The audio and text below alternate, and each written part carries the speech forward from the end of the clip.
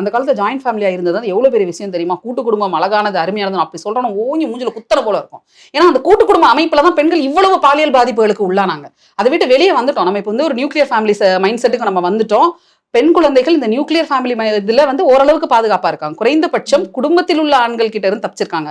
ஆனா கெடு வாய்ப்பாக எங்க போய் அவங்க மாட்டிருக்காங்க அப்படின்னா, அன்றாடங்கள்ல இவங்க சந்திக்கக்கூடிய நபர்கள்ட்ட போய் இவங்க மாட்டுறாங்க. இப்போ இதுல சமீபத்துல கூட வந்து ஒரு ஒரு மனநலம் பாதிக்கப்பட்ட ஒரு குழந்தை, ஒரு சைல்டு வந்து ஒரு லிஃப்ட்ல உள்ள ஒரு லிஃப்ட் ஆபரேட்டர், எத்தனை பேர் நீங்க படிச்சு பாத்தீங்கன்னா இந்த கேஸ் வந்து ரொம்ப கொடூரமான ஒரு கேஸ் அது. அப்போ அன்றாடம் நாம் பார்க்கக்கூடிய நபர்கள் கிட்டதான் இவங்க வந்து திருப்பியும் போய் சிக்கிறாங்க. அப்ப இந்த இடத்துல பெற்றோர் குறைந்தபட்சம் அம்மாக்கள் வந்து குழந்தைகளை எஜுகேட் பண்ணிட்டே இருக்க வேண்டி இருக்குது. எப்படி வந்து தன்னை அந்த பெண் பாதுகாத்துக் கொள்வது அப்படின்னு.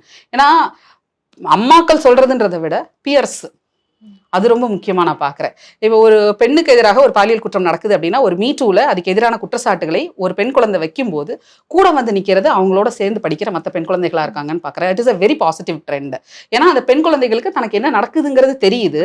ஒரு பெண் குழந்தை அதை பத்தி வாய்ஸ் அவுட் பண்ணும்போது நம்ம கூட வந்து நிக்கணும் அப்படிங்கிறது அந்த குழந்தைகளுக்கு தெரியுது. அப்ப இது ஒரு நல்ல மாற்றமா தான் நம்ம பார்க்க வேண்டியிருக்கு. அவ அப்படிதான் பேசிட்டு தெரியவா, அப்படிதான் ஜாலியா சுத்திட்டு இருப்பா, நான் எப்ப பார்த்தாலும் பசங்களோட பேசிட்டு இருப்பா, அதனால அவளுக்கு நடந்தது கரெக்ட் தான் அப்படின்னு பேசுற இடத்துக்கு இந்த பெண் பிள்ளைகள் வரவே இல்லை.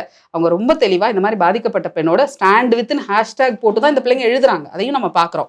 அப்ப அந்த மைண்ட் செட் இவங்களுக்கு வளர்ந்துருக்கு. அதை வந்து நம்ம திருப்பி எஜுகேட் பண்ண வேண்டியிருக்கு. Your sexual predator will be someone who is very nearby அப்படிங்கிறது அந்த பெண்களுக்கு புரியாம கிடையாது, அவங்களுக்கு புரிஞ்சுதான் இருக்குது. அப்ப புரிஞ்சிருக்கிற பெண்கள் கிட்ட நம்ம பாதுகாப்பாக எப்படி இருக்கணும் அப்படிங்கிறத திருப்பி நம்ம வந்து சொல்லித்தர வேண்டியிருக்கு. யாரையும் பிளைண்டா நம்ம ட்ரஸ்ட் பண்ண கூடாது. அதுல இருந்து தொடங்கி அப்படியே ஒருவேளை இப்படி ஒரு சம்பவம் நடந்தால் கூட அதை எப்படி கடந்து வரணும் அப்படிங்கிறதையும் நம்ம வந்து அந்த பிள்ளைங்களுக்கு சொல்லி தரணும் அப்படின்னு நான் நினைக்கிறேன்.